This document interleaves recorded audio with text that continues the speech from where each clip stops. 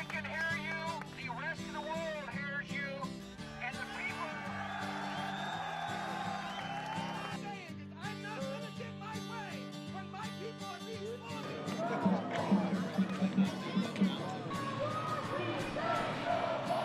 Instead of crowding into this famous venue for some game or concert, thousands waited in line to vote. But somewhere I read of the freedom of assembly. Somewhere I read of the freedom of speech. Somewhere I read of the freedom of press. Somewhere I read that the greatness of America is the right to protest far right.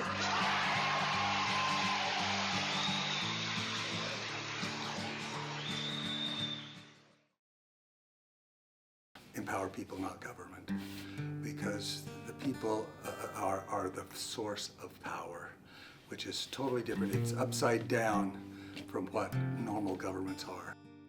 Not everybody turns out to vote. The U.S. has, compared to our peer countries, fairly low voter turnout, and there are a lot of different theories and reasons why that might be. And so, if we look at that general model of, okay, members of Congress want to pay attention to their constituents, but they're not always hearing from all of their constituents. They tend to hear the most, people calling their offices or turning out to vote or showing up at their rallies, by people who tend to have more polarized political opinions, either people who really heavily agree with them already on issues, right? So, farther right, maybe Republicans in Idaho, in a red state like Idaho, responding to their members of Congress who tend to align more with them.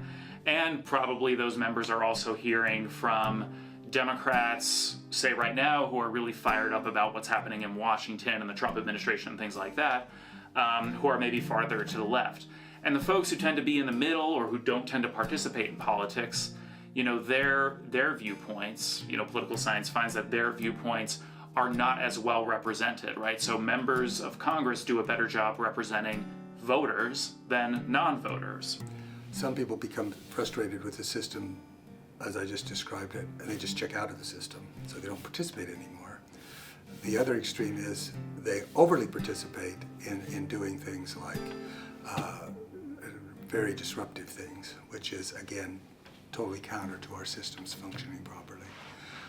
The pitting disagreement, which is what our founders gave us, is part of our system, but it needs to be done in a logical and orderly way so that you respect people's disagreement rather than just shutting them down in a meeting room or making it so that they can't take any kind of action that's positive. The bills that they wind up putting in front of us are more and more extreme and more exclusionary, and are basically ignoring the fact that there's a constituency greater than the people who voted for them in a May primary. I wind up voting against more bills. So in that regard, it hasn't affected me, other than has put me in a position of having to probably stand up more. As I see politics become more extreme, there's just that much more, I believe, of a responsibility to stand up to it. But you have to do it in a way that's respectful to the fact that objecting to things based on D's or R's, but based on the logic of it. And the key is to go to that much more of an effort to make sure that the conservative voters in my district understand why I vote the way I do.